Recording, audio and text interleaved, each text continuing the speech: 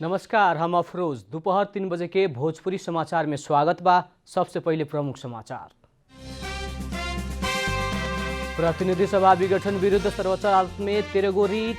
संवैधानिक इजलास में आज से निरंतर सुनवाई। कोरोना संक्रमण के कारण बीतल चैत से बंद काठमांडू के विद्यालय आज से खुलल। स्वास्थ्य मापदंड से पालना। सोना के भाव आज तोला में 700 रुपया से घटल। प्रति तोला 91,800 रुपया में कारोबार हो रहा। राष्ट्रपति ट्रंप के समर्थक द्वारा हो सके वाला हिंसात्मक प्रदर्शन के लेके अमेरिका भर सुरक्षा व्यवस्था कड़ा। 20 जनवरी में जो बाइडेन के होगी शपथ ग्रहण। प्रधानमंत्री कप पुरुष क्रिकेट प्रतियोगिता में बागमती प्रदेश के विजयी शुरुआत। पुलिस 7 विकेट से हारल।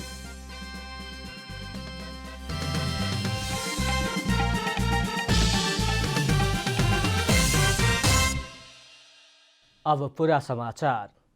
प्रधानमंत्री केपी शर्मा ओली राष्ट्रपति विद्यादेवी भण्डारी से भेंटवार्ता कैले बानी। प्रधानमंत्री ओली आज सवेरे शीतल निवास पुग के राष्ट्रपति भण्डारी से भेंटवार्ता कैनी ह।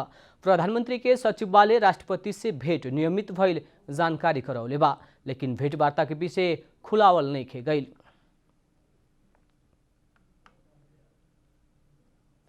प्रतिनिधि सभा विघटन विरुद्ध सर्वोच्च अदालत में दर्ता भइल रिट निवेदन पर संवैधानिक इजलास में आज से निरंतर सुनवाई होखेको भइल बा। प्रधान न्यायाधीश चुलेन्द्र शमशेर जबरा तथा न्यायाधीश विशंबर प्रसाद श्रेष्ठ, अनिल कुमार सिन्हा, सपना प्रधाल मन्ना आ तेज बहादुर केसी के संवैधानिक इजलास सुख के संवैधानिक इजलास में ही सुनवाई करे के तय कैला बाद आज से विषय वस्तु में प्रवेश करके बहस शुरू होखे के भइल हा। संवैधानिक इजलास व बृहत्पूर्ण इजलास में सुनवाई करे के कह के बीतल पुस 22-29 गते होखत बीतल माघ 1 गते संवैधानिक इजलास में ही सुनवाई करे के तय भइल हा। प्रधानमंत्री के सिफारिश में राष्ट्रपति से पुस 5 गते प्रतिनिधि सभा विघटन कैल निर्णय विरुद्ध 13 गो रिट निवेदन दर्ता भइल बा। रिट निवेदक 13 जने मध्ये 11 जने उ विषय बृहत्पूर्ण इजलास में सुनवाई होखे परे के माग करत पूरक निवेदन देहला से क्षेत्राधिकार के विषय में लंबा छलफल भइल रहे। बीतल पुस 10 गते सर्वोच्च अदालत के संवैधानिक इजलास प्रतिनिधि सभा विघटन करे परे के कारण सहित लिखित जवाब पेश करेला सरकार के नाम में आदेश जारी कैले रहे। आदेश मुताबिक राष्ट्रपति कार्यालय, प्रधानमंत्री तथा मंत्रिपरिषद के कार्यालय सभामुख से बीतल पुस 19 गते महान्यायाधिवक्ता कार्यालय मार्फत लिखित जवाब पेश हो चुकल बा। वैसे ही सर्वोच्च अदालत से मांग कैल अदालत के सहयोगी में नेपाल बार एसोसिएशन वरिष्ठ अधिवक्ता सब बद्री बहादुर कार्की, सतीश कृष्ण खरेल आ विजयकान्त मैनाली के सिफारिश कैले बा। सर्वोच्च बार एसोसिएशन निर्वाचित अध्यक्ष वरिष्ठ अधिवक्ता पूर्णमान साक्य आ वरिष्ठ अधिवक्ता गीता पाठक संग्रौला के नाम सिफारिश कैले बा। कोरोना के कारण बीतल चैत 11 गते से बंद रहल काठमाडौँ महानगरपालिका भीतर के विद्यालय आज से खुलल बा। कोरोना संक्रमण के कारण बीतल चैत 11 गते से लॉकडाउन भइला बाद बंद रहल काठमाडौँ महानगरपालिका भीतर के विद्यालय में आज से पठन पाठन शुरू भइल हा। काठमाडौँ महानगरपालिका भौतिक दूरी कायम करके स्वास्थ्य मापदंड पूरा कर सके वाला विद्यालय सबसे विद्यार्थी सबके उपस्थिति में पढ़ा सके के बतौला बाद कुछ विद्यालय सब खुलल हुए। कुछ विद्यालय 2 शिफ्ट में कक्षा संचालन करके विद्यार्थी सबके भीड़ घटौले बाटे। विजय स्मारक माध्यमिक विद्यालय के प्रधानाध्यापक दिलीप प्रसाद शर्मा आज से अपन विद्यालय भौतिक दूरी में पठन पाठन करा रहल जानकारी करौने। नर्सरी से कक्षा 5 तक एक शिफ्ट आ कक्षा 5 से 10 कक्षा तक दोसर शिफ्ट करके विद्यालय संचालन करे के प्रधानाध्यापक शर्मा बतौने। काठमांडू के कुछ विद्यालय सब खुलल बाटे पर भी बाकी विद्यालय खुलेला अभी भी कुछ दिन लागे के भइल बा। कुछ विद्यालय सब पूर्व तैयारी कर रहल आ काठमाडौँ महानगरपालिका के औपचारिक पत्र ना कैल कहत विद्यालय नइखे खुलल। कुछ दिन बाद पठन पाठन संचालन करके उ सबके तैयारी रहल बा। कुछ विद्यालय ऑनलाइन प्रणाली मार्फत कक्षा संचालन करावत रहे। भौतिक रूप में विद्यालय संचालन करैला संगे ही विद्यार्थी सब मास्क के प्रयोग सहित विद्यालय जाए लागल बा। नेपाल कम्युनिस्ट पार्टी नेकपा दाहाल नेपाल पक्ष निकट 15 के बागमती प्रदेश स्तरीय अगुवा कार्यकर्ता भेला आज से काठमाडौँ में हो रहल बा। काठमाडौँ के प्रज्ञा भवन में दोपहर 12 बजे से शुरू भइल भेला के दोनों अध्यक्ष पुष्पकमल दाहाल आ माधव कुमार नेपाल से संबोधन करे के कार्यक्रम बा।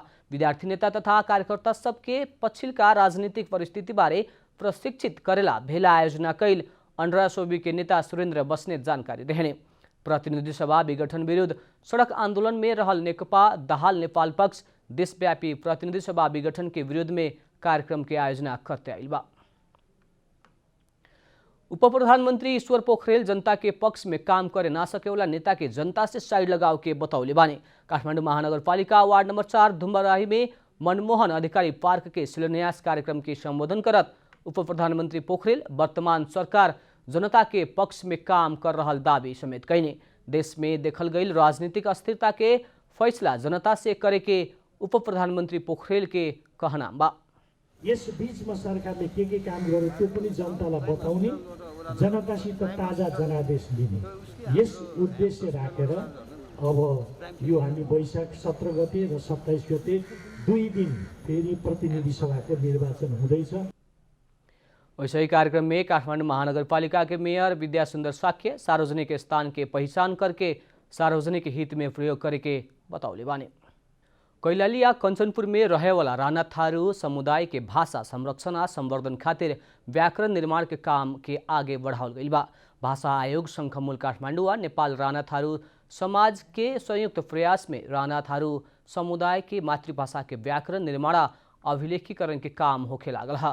प्रारंभिक चरण में व्याकरण निर्माण आ शब्दकोश निर्माण खातिर त्रिभुवन विश्वविद्यालय के भाषा विज्ञान विभाग के सहायक डीन प्राध्यापक डाक्टर धुबीनंद ढकाल, भाषा अनुसंधानकर्ता राजकुमार राणा आ भाषा विज्ञ कमल सिंह राणा के जिम्मेवारी देहल गई बा।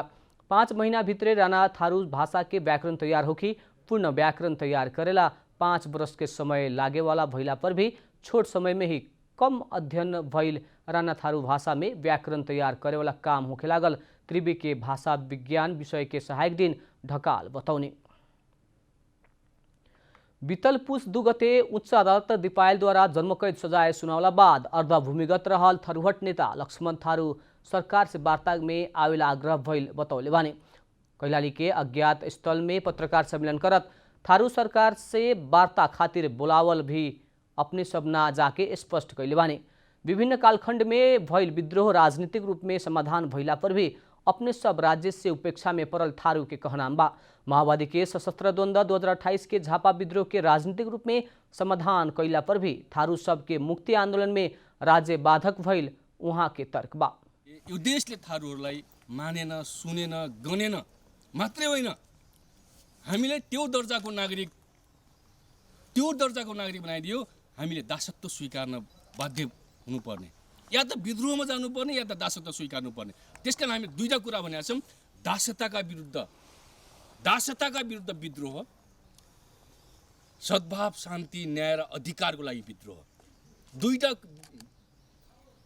दुईटा विषयलाई केन्द्रमा राखेर हामी विद्रोहमा जान बाध्य भएका छौँ।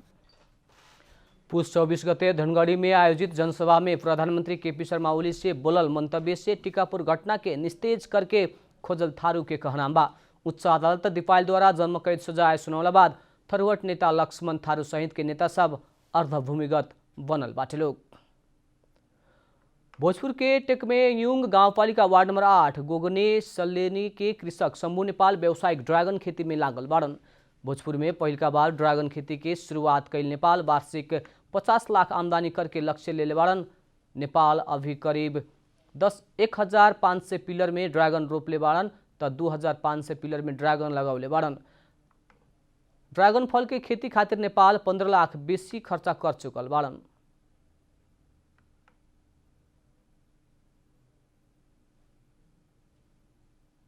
मसँग 1500 पिलर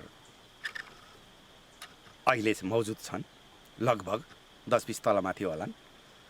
2500 पुगाएर दम लिन्छु। 2500 पिलर पुर्याउनलाई मलाई मसँग जमिन पनि छ। यो 2500 पिलर पुगाएर कम्तीमा 50 लाख रुपियाँ वार्षिक आय सुनिश्चित गरेर बस्छु।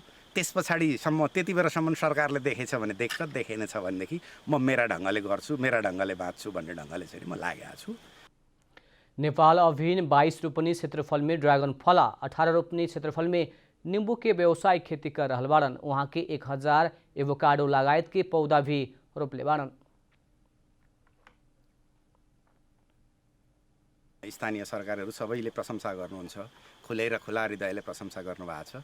तर अब सहयोगको कुराहरू केही आवश्यक पो हो कि यसलाई अरू बढाउँदा पो हुन्छ कि भन्ने टाइपको चाहिँ नै अलिकति गाउँमा रोजगारी दिन सकिने प्रकारको विषय रहेछ। केही मान्छेहरूलाई चाहिँ उपयोगी पो हुन्छ कि भन्ने प्रकारले चाहिँ हेर्नु भएको छैन उहाँहरूले। अब व्यक्तिगत मेरो लगानी र मैले गरेको कुरामा त अत्यन्त धेरै प्रशंसा गर्नुहुन्छ सबै प्रतिनिधिहरू साथी हुनुहुन्छ। नेपाल ड्रैगन खेती के शुरुआत कैलासँगै ही भोजपुर के अन्य कृषक सब भी ड्रैगन खेती करे लागल जनौले बाड़न। अब आर्थिक समाचार।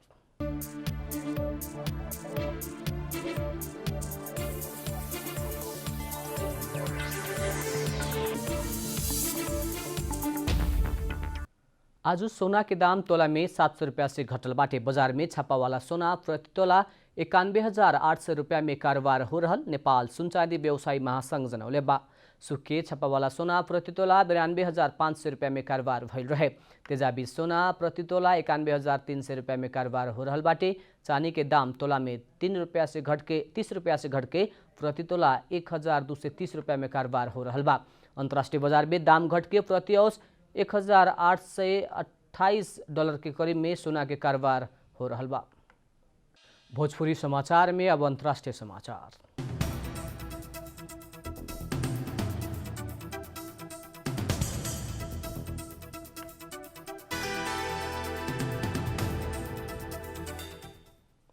अमेरिका के राष्ट्रपति में निर्वाचित जो बाइडेन अमेरिकी राष्ट्रपति के शपथ लेवे से पहले हो सके वाला हिंसात्मक प्रदर्शन के लेके अमेरिका के 50 गो राज्य आ कोलंबिया जिला सतर्क भइल बा। जनवरी 6 के जैसन हिंसात्मक प्रदर्शन के निरुत्साहित करे खातिर नेशनल गार्ड के अमेरिका भर से वाशिंगटन डीसी पठाओल गइल बाटे। इससे पहले अमेरिकी संघीय अनुसंधान ब्यूरो राष्ट्रपति डोनाल्ड ट्रंप के समर्थक द्वारा अमेरिका भर प्रदर्शन हो सके के चेतावनी देले रहे। वाशिंगटन डीसी में राष्ट्रीय मॉल बंद कइल गइल बाटे। सड़क में बैरिकेड लगा राखल गइल बाटे त सुरक्षा भी कड़ा बनावल गइल बा। शनिचर के वर्जीनिया में एक व्यक्ति के दर्ताविहीन हथियार सहित प्रहरी चेकपोस्ट पार करे लागल बाद पकड़ ले रहे। सुरक्षा के कारण राष्ट्रपति में निर्वाचन जो बाइडेन के टोली 20 जनवरी में समर्थक के वाशिंगटन डीसी में ना आवेला घर में ही रह के समारोह अवलोकन करेला आग्रह समेत कैले बा। ट्रंप पक्ष ऑनलाइन एतवार खातिर सशस्त्र प्रदर्शन ला आह्वान कैले बा। राष्ट्रपति ट्रंप पर विद्रोह खातिर उकसावल आरोप में महाभियोग लगावल गइल बा। वहाँ के दोसरका बार महाभियोग लगावेला पहिलका अमेरिकी राष्ट्रपति भइल बाड़न, लेकिन ट्रंप अपना ऊपर लागल आरोप के अस्वीकार करते आइल बाड़न। अब खेलकूद समाचार।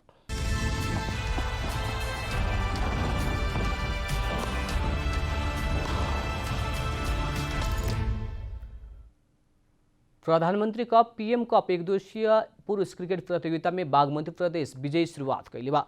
कीर्तिपुर स्थित टीयू क्रिकेट मैदान में आज भइल खेल में नेपाल पुलिस क्लब के 7 विकेट से हरा के बागमती विजयी शुरुआत कैले खा। पुलिस से देहल 112 रन के सामान्य लक्ष्य बागमती 34 ओवर 4 बॉल में सिर्फ 3 विकेट गंवा के पूरा कैले खा। बागमती की जीत में पृथ्वी बास्कोटा नॉट आउट 48 रन बनौलन। पारस खटका 17 रन बनौलन। पुलिस के दीपेंद्र सिंह ऐरी आ ललित राजवंशी एक विकेट लेलक लोग। इससे पहले बैटिंग कैल पुलिस 29 ओवर 3 बॉल में ऑल आउट हकत जम्मा 111 रन ही बनावे सकल। पुलिस खातिर दुनू ओपनर द्वय सुनील धमला आ कुशल भुर्तेल 17-17 रन बनौलक लोग। बागमती के नंदन यादव आ तिलक भंडारी 4-4 विकेट लेलक लोग। जीत संगे ही समूह बी के बागमती महत्वपूर्ण 2 अंक जोड़ लेबा। अंत में प्रमुख समाचार फिर एक बेर। प्रतिनिधि सभा विघटन विरुद्ध सर्वोच्च अदालत में 13 गो रीट संवैधानिक इजलास में आज से निरंतर सुनवाई। कोरोना संक्रमण के कारण बीतल चैत से बंद काठमांडू के विद्यालय आज से खोलल, स्वास्थ्य मापदंड के पालना। सोना के भाव आज तोला में 700 रुपया से घटल, प्रति तोला 91,800 रुपया में कारोबार हो रहा। राष्ट्रपति ट्रंप के समर्थक द्वारा हो सके वाला हिंसात्मक प्रदर्शन के लेके अमेरिका भर सुरक्षा व्यवस्था कड़ा। 20 जनवरी में जो बाइडेन के होगी शपथ ग्रहण। प्रधानमंत्री कप पुरुष क्रिकेट प्रतियोगिता में बागमती प्रदेश के विजय शुरुआत, पुलिस 7 विकेट से हारल।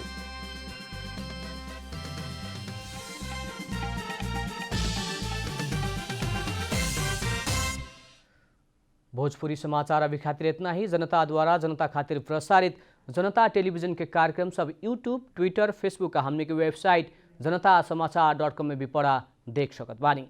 सूचना में अपने के सहभागिता समय में समाचार हमने के प्रतिबद्धता। प्रणाम।